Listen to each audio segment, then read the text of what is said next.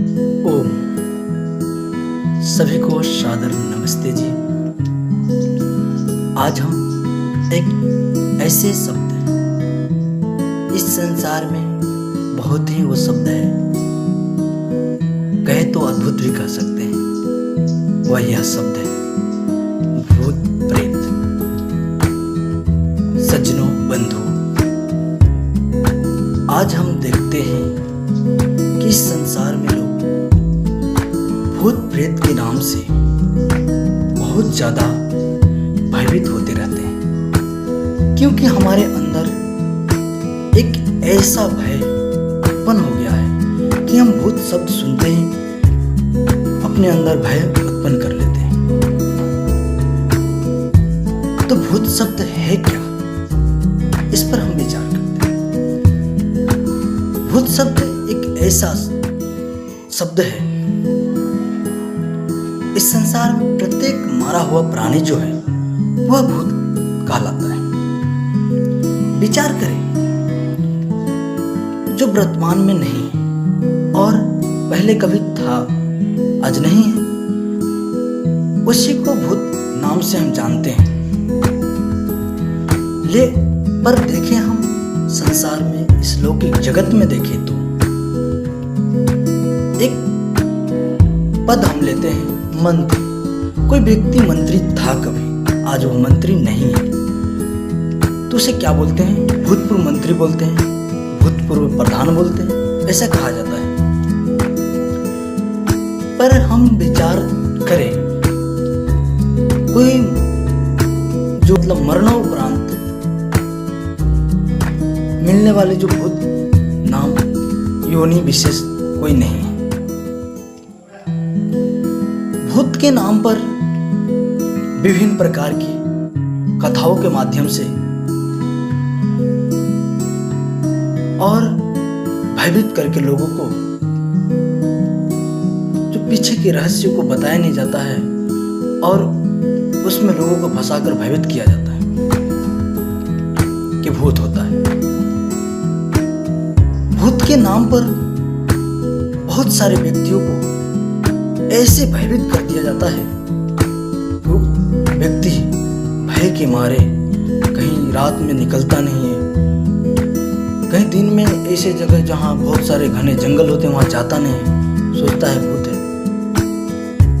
तांत्रिक लोग, बहुत सारे लोग जो देवी देवताओं को मानते हैं और काल्पनिक कथाएं रच रखे हैं, वो स्वार्थ के सिद्ध करने के लिए भूत शब्द को ऐसी काल्पनिक बना दिया कि लोग के अंदर इतना भय उत्पन्न हो गया कि लोग भयभीत होते रहते हैं। हमारे मन का कमजोर होना एवं अंधविश्वास से हम ग्रसित हो गए हैं। मानो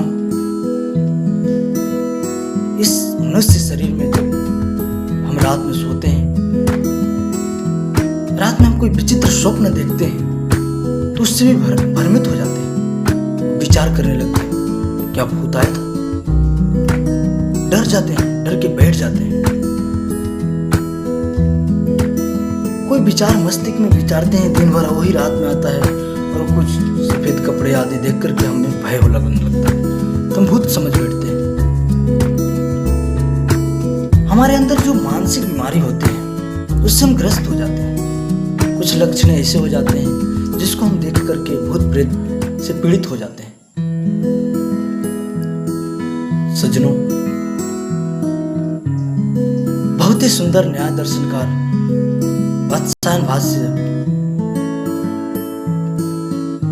ने कहा है कि जो व्यक्ति दूसरा जन्म ग्रहण करने वाला जो प्रत्येक प्राणी है वो प्रेत है।